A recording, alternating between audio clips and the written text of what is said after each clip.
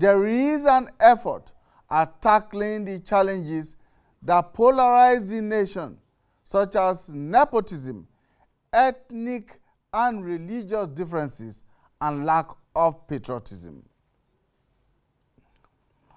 The former president expressed his thoughts at the 18th Daily Trust Dialogue in Abuja.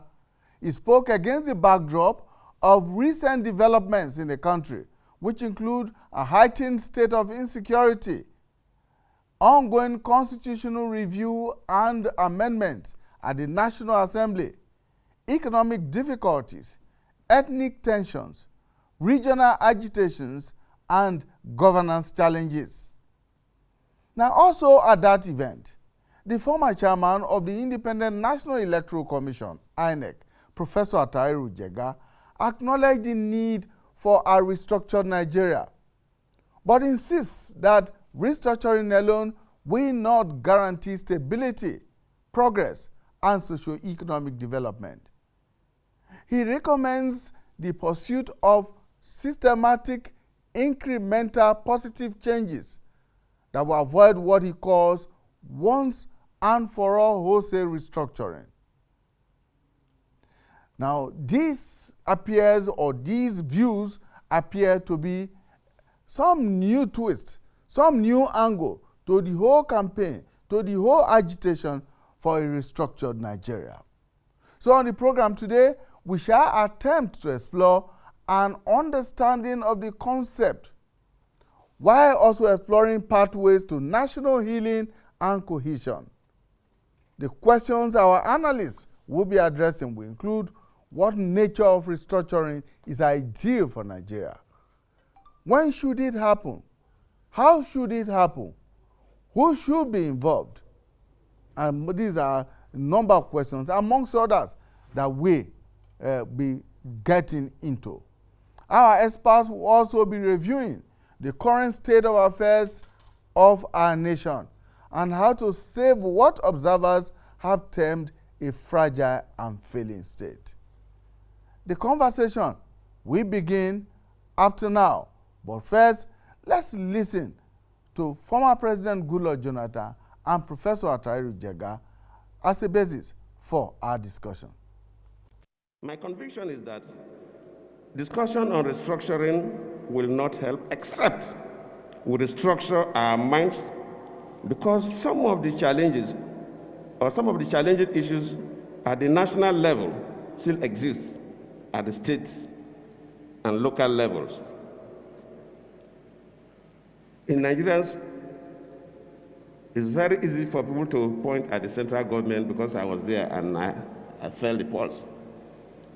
But sometimes what is happening at the center, this also happens at the state level, at the local government level, and sometimes even in our communities. There are some states that, based on the part of the map of the state that you come from, or the language you speak, or how you worship your God, you can't even try to contest election as a governor. Nobody will even look at you. Go through how our states conduct their local government elections, for example, in this country. First of all, there are serious technical problems of the definition of what are nationalities in Nigeria. Secondly, even if we assume that, yes, there are ethnic groups, and the Igbos, Yorubas, Hausa, or Hausa Fulani are ethnic groups, how do you choose those to go into that conference that you are proposing? Representation for constitution making are usually, in fact, invariably territorial, not ethnic. So we will be trying to move from one problem and run into another, if we think that the ethnic group will be the foundation of addressing what you perceive to be a quicksand.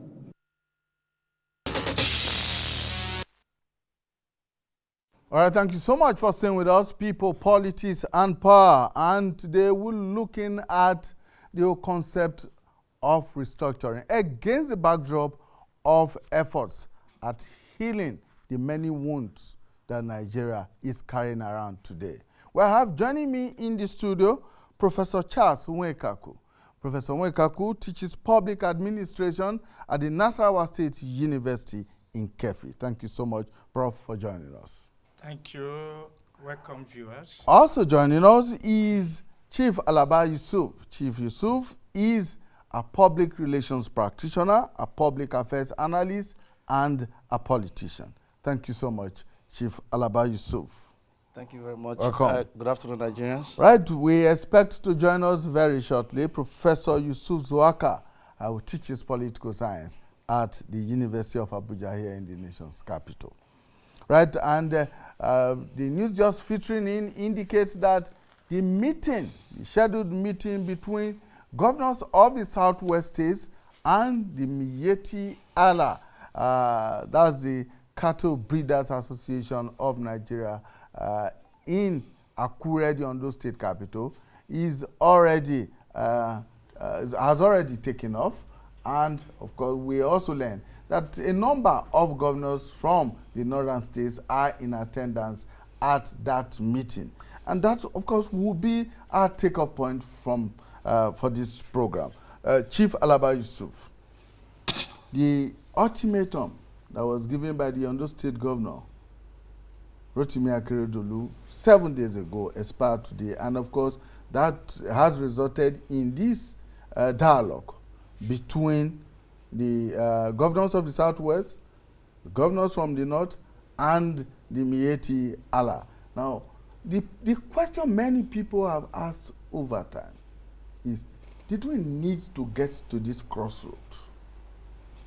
Was there anything we could have done to prevent the quagmire that we find ourselves at the moment? Thank you very much. I know you're not asking me because I'm from Ondo State. It's quite sad. Indeed, it's quite sad because there are 3 C's in conflict resolution. The first one is consultation, the second is conciliation, and the third is confrontation. The first 2 have been exhausted. And when you push people to the wall, what do you get? They say in my language that you push a goat to the wall, it will bite. Normally a goat won't bite. As I sit here, I'm a very sad person. In the last 8 months, there have been almost 7 accidents that claim almost 50 lives in my community. People have been complaining. I'm talking about Kungba Akoko, where we have Adekunle Ajayi University. A small village that urbanization came into it, but there was no expansion, no government intervention, narrow road. Now all the federal government roads have been taken over, are now abandoned. State road, small roads are now being plied by trailers, killing people. Students were killed. A particular woman, the 3 children died, herself had died. Now barricades are set up in the place. People are blaming the community for setting up barricade. That's an analogy to what you're talking about. If the forest reserve, the word forest reserve is what? A conservation area. A natural habitat. You dare not do that in UK or anywhere. You can't do that. But nowadays you find farmers who are farming normal tubers and all the rest. Subsistence farming, most of farming. it, yes. Then livestock farmers have come into the place. The subsistence farmers, they are registered. Now they say, if you are a livestock farmer, come out, register. Now people say, oh, they said people should leave Ondo State. That's crap, seriously speaking. And when I found that a lot of intellectuals, quote unquote, the elite, are now stoking the embers of war, calling names. Because, look, if you are my tenant, and I say, the door to my house should be shut by 8 p.m., you either take the house or not take the house. And I tell you, you are just one tenant in a room. I don't want more than 2 people in that room at a time. And you not tell me that because you are from a job, you are from somewhere, that's why you call that discrimination. No, never. Why do we behave ourselves when we travel abroad? And we come to our country, we don't behave. So, it shouldn't have been this, but it is better late than never. The fact remains that let us play the ball the way it should be. Don't shift the goalpost when there's a penalty being awarded against you. All right, Professor Nwekaku, Yes. do you think that the dialogue that is ongoing right now would go a long way in resolving the differences of views, opinions, and positions that were thrown out there? Some of them very hard positions. Yes, but thank you. I think, well, dialogue is a wonderful instrument in conflict resolution, as Chief pointed out. So I believe dialogue will go a long way, but fundamentally, I think there was a communication gap. As he said, and as I've read, the governor said people who are in the forest reserve, leave the place. If you look at the 1978 Land Use Act, it empowers the governor. In fact, the land of a state is vested on the governor. And so legally he has the right to say that. If he had said non-Ondo, that is, Ondo people remain in the forest, I think the governor said, every person in the forest, leave the forest, come and register. The truth is that in Nigeria, people tend to explain every issue from their point of view, either from ethnic point of view or religious point of view, just as former president pointed out. Ordinarily, it's not supposed to create problem. Because if the governor has said non-Ondo people leave, he didn't say that. He said every person in the forest reserve leave the place. It's but I think the message was twisted. The now say Fulanis leave. If he actually said Fulanis leave, it's discriminatory. But he said he didn't say so. He said every person there leave. So I do not think there's anything fundamentally wrong. But because the truth is that Nigerians now tend to see everything from their from myopic point of view. People are no longer objective. And because loyalty is no longer paid to the state. Yeah, so how did we get there? That's the point. How did we get to a situation where the national interest takes a backseat, Yes. and individual ethnic and religious cleavages are now played up? They now take the center stage. Yes, you see, that's why a number of people will now tell you that this country is not working. I believe it's working, but it's not working the way a number of people expect.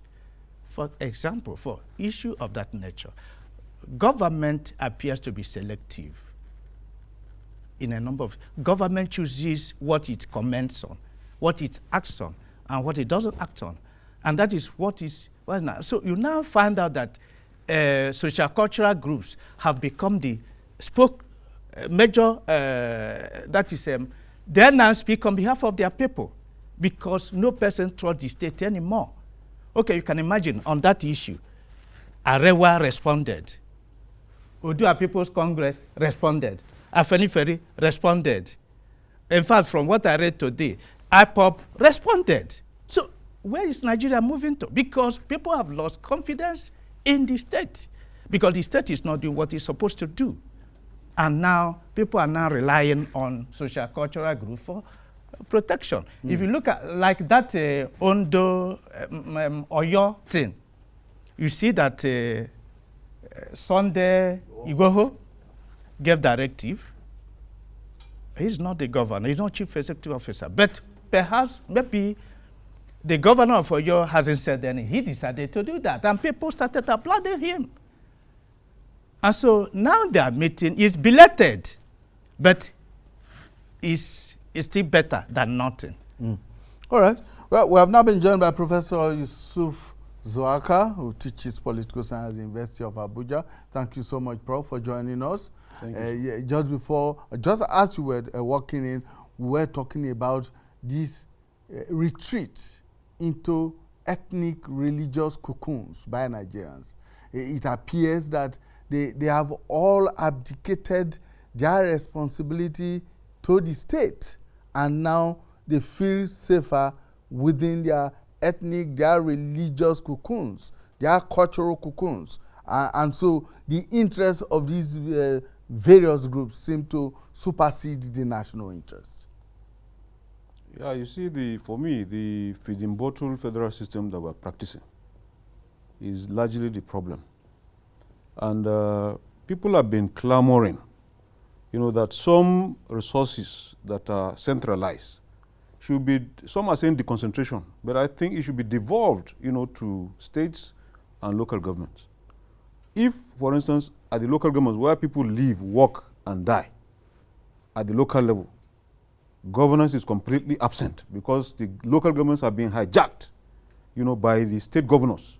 And what they do, if a party is APC, all the chairmen, councillors are APC. You have 90-something political parties in Nigeria. Even if you say 18 are the ones that are functional or whatever the number, that means that at the local government level, where some of these parties, some are even able to produce House of Assembly member, but they cannot win councillorship.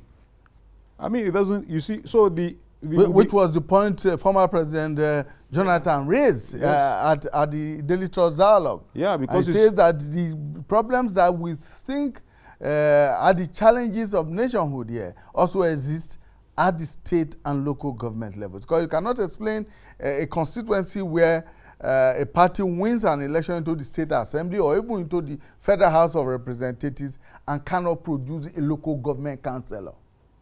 And that is the danger of, people who are thinking it is the structures that are the problem. It is whatever structure you bring is the human beings that operate it. And once these human beings only think in terms of their ethnic group, their religion, then it means that in a local government, if they are diverse, some groups will never, aspire to become council chairman or even councillor because they are going to be dominated, and therefore you will keep clamoring for more structures to be devolved. So that is why when you look at the arguments, whether it is the structures that we need to devolve or it is the people that we need to reform, because it is any structure you bring. There are governors that are, even using these bad structures, they're able to perform, at least bringing development, infrastructure development in their states. While those ones that are bad, no matter the structure you bring, they will not be able to do anything because their interest is not to develop the state, but to cut away the resources. And that is why you find the simplest way of doing that is to control the local government. Recently, I learned the president even issued a directive that all the caretakers all over should be dissolved. Then you begin to see, are we in a military government or a democracy? A civilian government or democracy? Because the local governments are supposed to be under the control of the states. And whatever you do, as long as the states are not willing, even the state governors make sure that the members of House of Assembly are appointed by them so that they will control the assembly. There are states that when you go to, you hear all sorts of stories that even the budget is not available outside the governor's office. So why will such documents, and yet we say we have Freedom of Information Act, we have all sorts of things, and yet a lot of secrecy, because the essence and the purpose of just trying to control those levels of government is not for the development of the people, but just for the benefits that an individual will get for himself and of course his friends and family. And we cannot continue to run a system like that.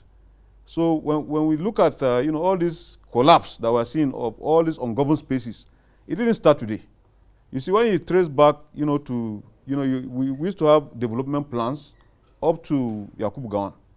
And then suddenly we have stopped planning 5 years. Now we do some rolling plans and we have no direction really in concrete terms. So when you are not planning, and when you had also from 1976 divorced local government councils from traditional institutions, you had that divorce from 1976. And you now say the local government is even a tier of government, which is very unique. Most federal systems have 2 tiers. Our own is one, we have 3 tiers. So now you even enshrine the functions that you make sure that constitutionally there's a provision for the local governments to exist. And then at the same time, you set states, so you structure them, give them functions as well. And you also have the list of the, so when you look at the contradictions are so many. And there's need for us to really, clear some of these issues so that we can have a more peaceful country. Chief Alaba, that of course takes us to the argument that former President Goodluck Jonathan made at that event. And he said, look, restructuring alone will not solve the many challenges Nigeria has. But that first and foremost, we must reform, putting it differently from the way Professor Zwaka has put it, reform the citizens' minds, reform our attitudes before we think of the physical and policy restructuring that everyone seems to be talking about. This seems to give a new, some new twink to the whole concept of restructuring. That's the classical public relations aspect of it.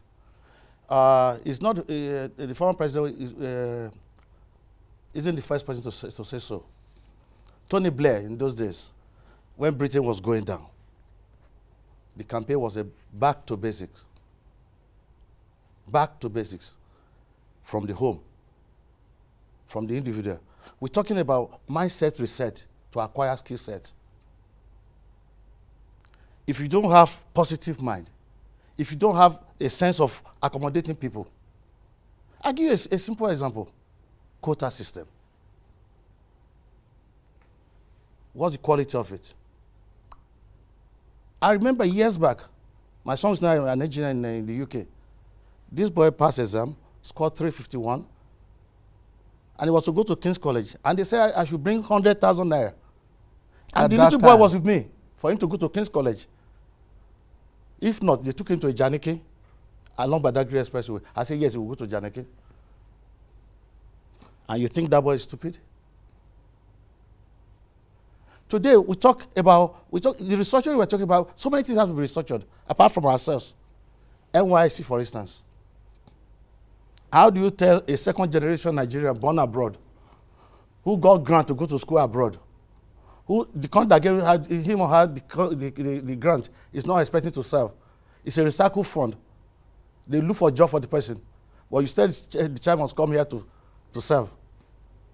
You become an engineer or a surgeon or whatever, you say he cannot come and work here because he has no NYC certificate. So many things, there are a lot of reforms that need to be done. See, an actor, when you see the politicians, they are actors. They are from the spectator. Draw lines between actor and a spectator. You'll find that the spectator will cancel out the actor. An actor that is not performing will become a spectator. Then you ask yourself again, why is it that the spectator, the many, they're paying for the film? Here, the government has been hijacked. I'm not talking about the federal government. I'm talking about government generally. Politicians have hijacked. You call me I'm not a politician, I'm a PRotician. I create political understanding. So, what happened is a situation where people say, nobody is talking about development. People are saying, we are here now. They say the way he spoke like a plotter. How to get rid of him. Elimination by substitution. That's what we're doing. The merit is no longer here. All you get is, it's our guy, it's our man. And when people start feeling like that, then there'll be a problem. In my place, they say when you fight for the whole family, or you fight for the whole town, and the town is not supporting you, you fight for your family. If your family doesn't want to support you, you fight for your own head. That's where Nigeria is going now. And it's becoming like Sicilian Italy. A sort of mafioso. You know, in 2013, I ran into the bandits you talk about, called bandits, at Osara. That's on the Lokoja. Okene Road. Okene Road. Just right. shortly before Itakwe, I ran into them, about 20. Many of them were not Nigerians. That's far back as 2013. On same spot, the president of Nigerian Paramilitary Association, Dr. Wale Oloyede, was killed there with his orderly when they was going for a meeting in Akure. That same spot. So it was not popular at that time. It's not as if they don't put anything on the road, but you see a gunman here, a gunman there, you run into them, the bulk of them is there. They eliminate, they take people away from their car.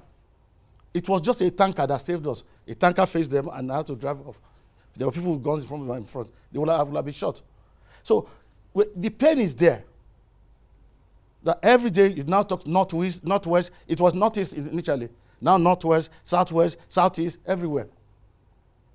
People are afraid to come home.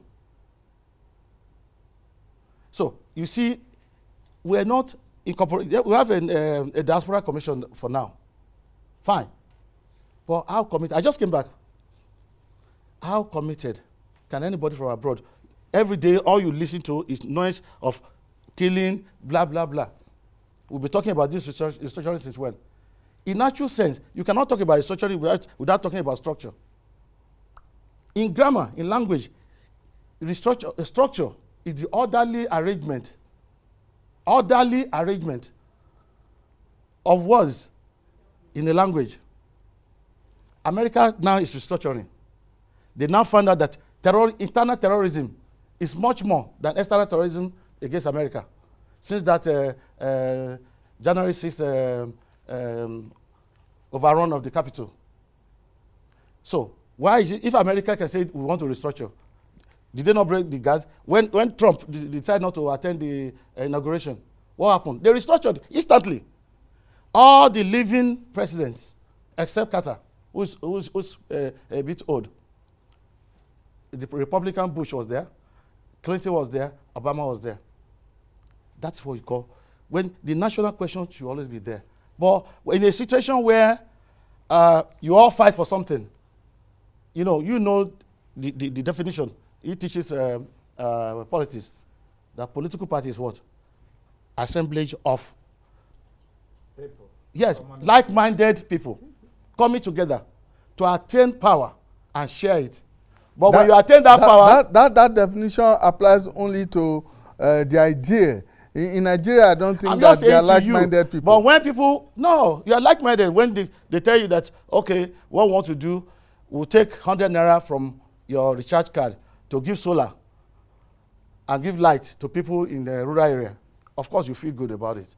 We'll give free education. You feel good about it. As far back as 1981 to 1983, I was a press officer in Ondo State to Pa Fashionati, the head of Afenifere. When Pa Awolowo was here alive, we sit on the floor. We see how people mark people. The governors are marked as per free education, gainful employment, rural development, rural integration, like that and like that. Today, governors are superstars. The day you start making governors or head of government the head of political parties, then this, All right, let's take this short break. When we return, of course, Professor Onwekaku will be weighing in on this issue. Can restructuring be done in isolation of the reform of the minds of the Nigerian citizens?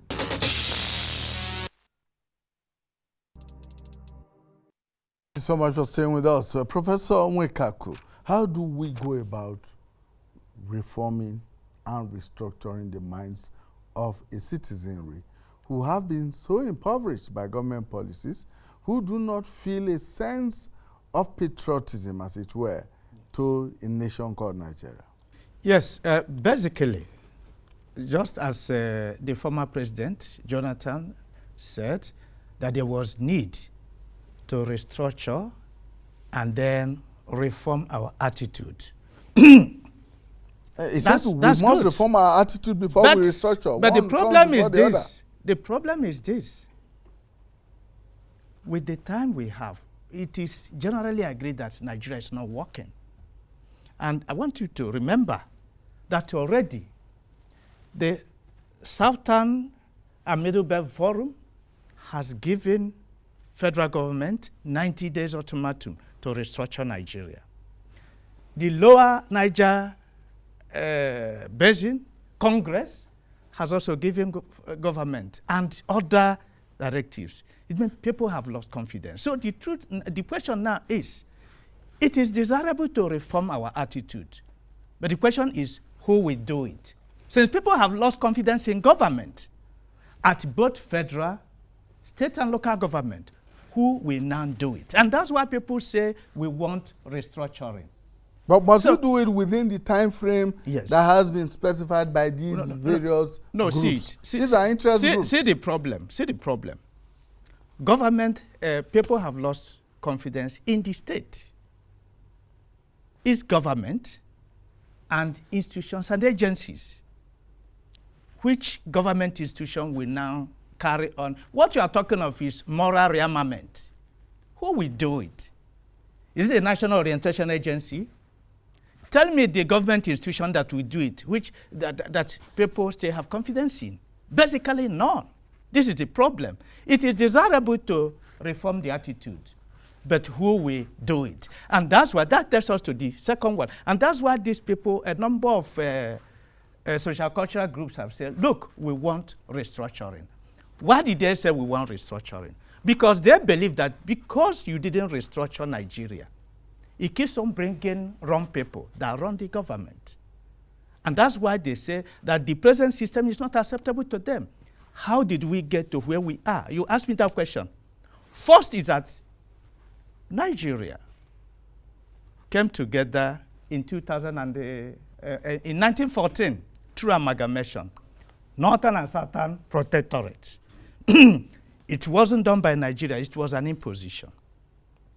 Now, but by 1941, following the introduction of a legislative constitution, and my first constitution in 1954, Nigeria had a say, and that was when the federal system was introduced, and Nigeria started working. In addition to that, 1958 conference, 1960 conference, they produced the 1960 constitution, which Nigerians debated. And that's why this group are saying, we want you to restructure Nigeria based on 1963 constitution, because that constitution was produced by the Nigerians themselves. So how relevant is the 1960 or 1963 constitution to today's Nigeria? Yes. Now, today's Nigeria is a lot more complex than the Nigeria of 1958, of 1960, and you want us to apply the solutions of 1960, 1963 to the complexities of today, of 2021? Yes. Is it possible? The argument, first of all, let me summarize the argument, and then we'll come into that of Jega, because Jega from he's a piecemeal approach, incremental approach. Now, why they said that is that Nigerians, the nationalities came together and agreed on that. But if you, from that, 1967, when the 4 regions were split into 12 states, Nigerians were not consulted. That was by Gowon administration. That was imposed by it was imposed by the civil war. By the civil crisis. Good. From 12 states, we move on to 19 states. It was imposed. The 36 we have today, imposed. And throughout that period, Nigerians were not consulted. Just military cabal decided on this. And that is why we have a number of problems. One, for example, if you are talking of National Assembly restructuring Nigeria, the National Assembly was produced by wrong structures. Remember, for example, before 1966, you had 4 regions. You had Northern region, you had Western region, you had Midwestern region, and Eastern region. Later, you had 12 states, 6 from the north, 6 from the south. But today, you have 36 states. How many states from the north? 19. But not just that. You have 774 local governments, and they get allocation from the federation account. You see that Lagos has more population than Kano. Kano has 44 local government today. Jigawa has 33. Remember, Jigawa was covered off Kano. It means that old Kano has 77 local government, and Lagos State has 21. Where is the equity? Now, you now see, now the northern region, the argument these people are saying, that's why they said they won 1963. You now see that you have, the former northern region has 19 states. If you go to the Senate, it means 19 times 3. You see the term. You see the number of senators they have. So when you bring it in, with Southeast, 5 states times 3, 15. Go to Southwest, they have 6 states, 18. So the equity is not there. So if you now ask National Assembly to do it, the representation is not, that's the argument. Okay. You go to the local government, that's the argument. That's why they say, we know that time has moved on. So a number of issues have to be touched. So it may not be whole importation of 1963 Constitution for us to meet the present exigency. But the truth is that you must look at yesterday. Okay, for you so to understand today. in other words, some of these fixations by these groups must be relaxed if we are to make some progress. Professor Zwaka, Professor Atairu Jega says what it describes as wholesale, once and for all restructuring is not an ideal thing for Nigeria of today. Well, he prefers and recommends the pursuit of systematic, incremental, positive changes. What for you does that represent? You see, I think it's just the fears that if you should, go for once and for all restructuring, and you can't even have that because we are human beings and life is dynamic. There will be things that will change today and tomorrow we may want to reverse what we have done. And that is why you find that, in fact, he is going for that incremental changes, that there should be gradual, changes. There are things we should reform, particularly if you take our elections, because that's the point that you find we have people that have been produced that are unrepresentative, of the people that they represent. They are not representing, people, because you have, situations where polling units are located in the houses of certain chieftains, and election is not usually conducted there. All they do is write the result and get the result into the INEC system. I have several of such, situations. So when you now produce either a governor from that kind of system, or you produce a president, the issue of legitimacy is not is something that is, very doubtful whether he is really having legitimate power. And so therefore, there are things we need to reform. You take this, lopsidedness in terms of maybe the state structure. You divide Nigeria, you have more of the states in the north, and then the east, for instance, have 5 states. And a lot of people have been arguing that even if you are going to create additional states, and don't forget that we have now spent 20 years now of democracy, and we have not even been able to create one local government. No talk about state. All the states we've had, all the structures were created by military regimes. Right from, the 4 regions, we know that was civilian. Then the next thing is you have 12 states, 19 states, 21, 30, 36, all military government. Because what it is, fiat, military fiat, you just give an order, and then the order is implemented. But now you have a situation whereby people have to go and negotiate their way, and you cannot, except through the local governments. For instance, you want a state created. It has to be carved from local governments that are existing in the states. So if you go through all parts of Nigeria, if you say I'm going to add two local states, it will stop the clamor for state creation, because that's part of the restructuring some people are asking for, that there are states that one ethnic group dominates until their kingdom come.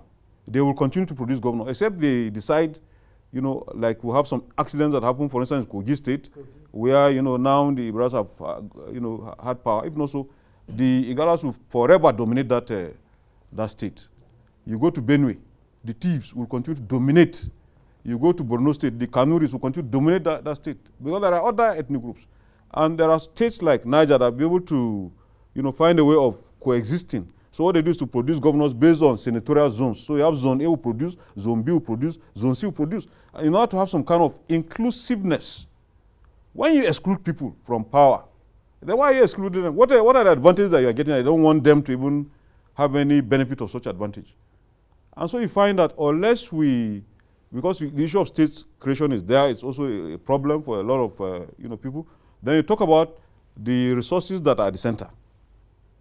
Too enormous. About 54% or so of the resources is belonging to federal government. Just about 46 or thereabout. 68 items are under the exclusive. 68 items. And they don't need all these 68 items to be on the federal government is concerned about primary education, secondary education, university education. You have NUC regulating, giving guidelines for all. Even if you have a state university, NUC is one giving guideline.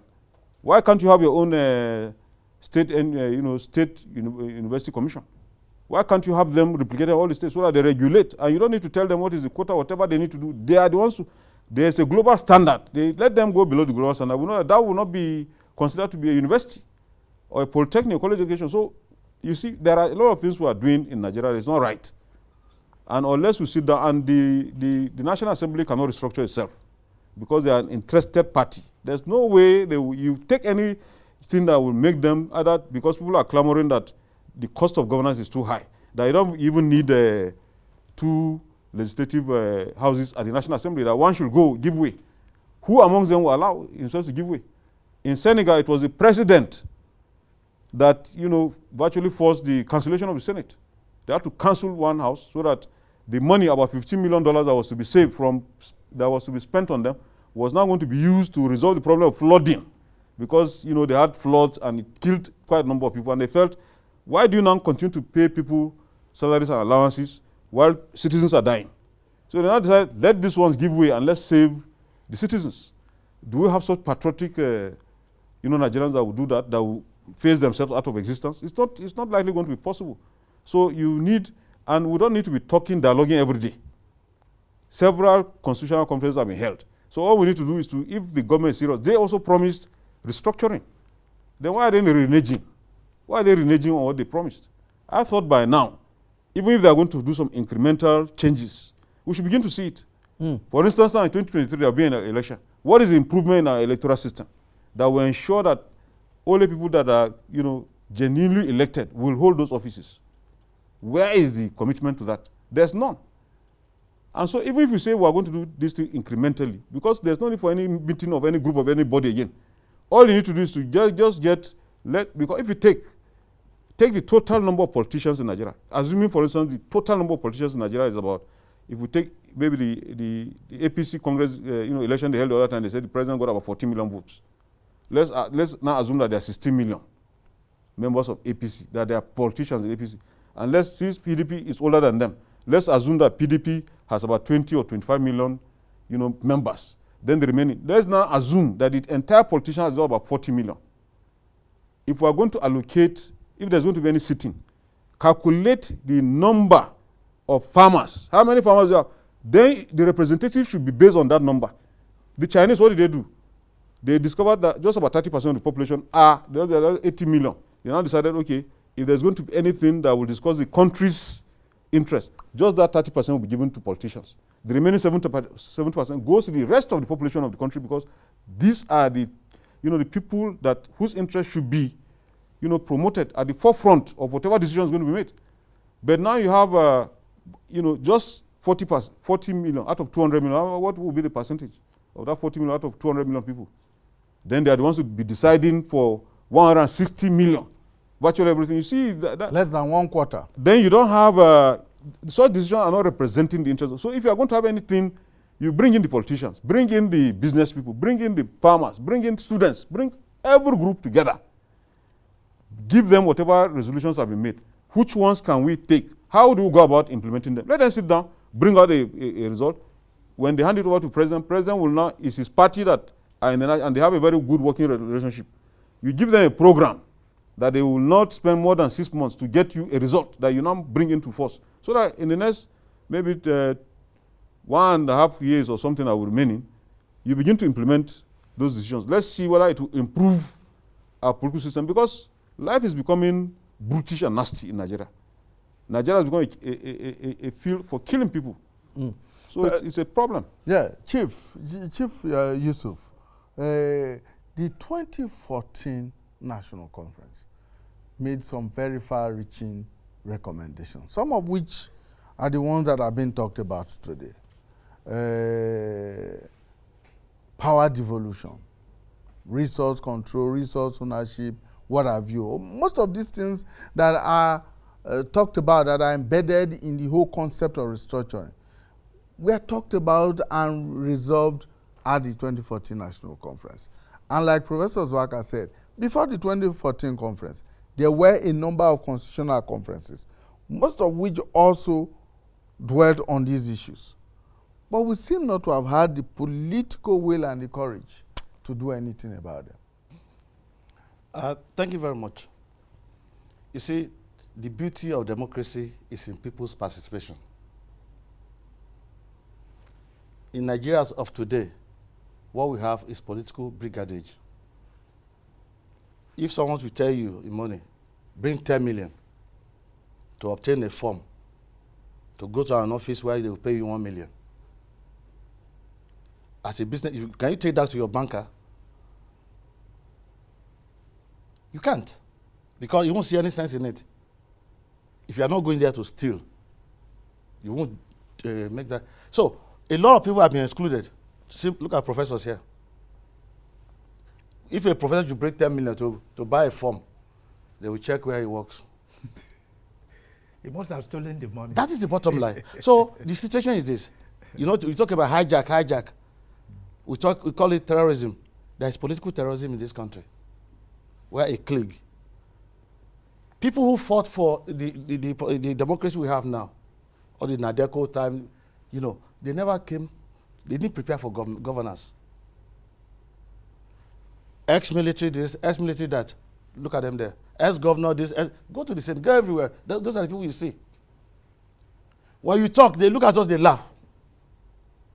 We work with some of them, we know. The files you are talking about, all these reports, I used to consult for one of the old, it's late now, SGF. Go to the SGF's office, you see piles of reports. They will call professor, thank you, professor. They look after you, you got your transport? After the, what do you call that thing? Presentation, that's the end of it. They know they will not work on it. Because if they work on it, then the best should be ruling the rest. But as of today, what do we have? Mediocrity, mostly. And you see, people who hold on to power are people. Why do people fight over power? If you know there's nothing in it for you. You saw what happened to the likes of the Cameron, the likes of May in Britain. Once you tell Brexit, you can't get it, yes or no, you leave. Will you see a Nigerian that will leave? Only once have I seen now the Igbo person that say he will not leave, which is Trump.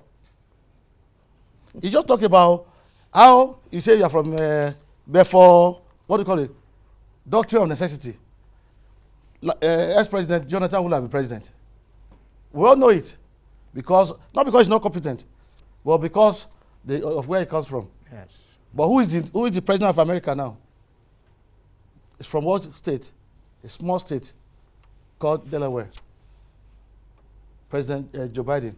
So essentially, a whole block, like I was saying, a whole block, the youth of Nigeria, they're excluded. Whatever we're discussing now, you don't know them. They don't care about what you're saying. I went to school, University of Lagos, when they used to lay our bed for us. We were 3 in a room. We used to take our food from conveyor belt. How many of these students now? Anybody under 40 has never enjoyed anything in Nigeria before. We used to have bursary from state level when we were doing A-levels. So many things have been destroyed. Yeah. Advanced level, people are being younged up for their mother's breast now to go to university. People are proud. My daughter graduated at the age of 15. I've seen a doctor, a medical doctor at 19. When he had measles, he was crying. He thought it was witchcraft. So, not because academically he's sound, but psychologically he was not prepared. Maturity. So, there are a lot of things are wrong. People are bribing people in nursery school for their children to say, made A. My daughter is graduating in nursery school. So, you buy gifts for everybody in the school. So many things are wrong. Like we're here, tomorrow, let's say I become a minister, you see, the newspaper will be full. Classmates, community people, everything. Why? I mean, don't remember my birthday, but they'll remember if I become a minister. Why? Because I should steal for them to share. If you don't do that, you say, this man doesn't know his way, because it's our turn. So this turn by turn arrangement, and like you said, feed the bottle arrangement. Why would a state, why would you call a state if you cannot run on its own? I was talking about my community. Why should people who live in the state, people of the state, why can't the state do the road within the state? And they say federal government road. And federal government does not know my state. Federal government children ply those roads. Yeah. All right, gentlemen, thank you so much for your time. Thank you for your participation. Professor Yusuf Zoaka teaches political science at the University of Abuja here in the nation's capital. Thank you so much for finding time to come. Chief Alaba Yusuf is, well, he says he's a PROtician, right? Well, he's a public relations practitioner. Used to be a politician, an active politician, but I guess that he is trying, as it were, to also help in reforming the politicians. We hope you do that. This is also a public affairs analyst. Chief, thank you so much for coming. Thank you very much. Professor Charles Nwekaku teaches public administration at the Nasarawa State University in Kefi. Thank you so much, Professor Nwekaku, for your time. And for you, our viewers, thank you so much for investing your time with us. We look forward to being with you again on Friday when we bring you a fresh edition of People, Politics, and Power. Bye for now.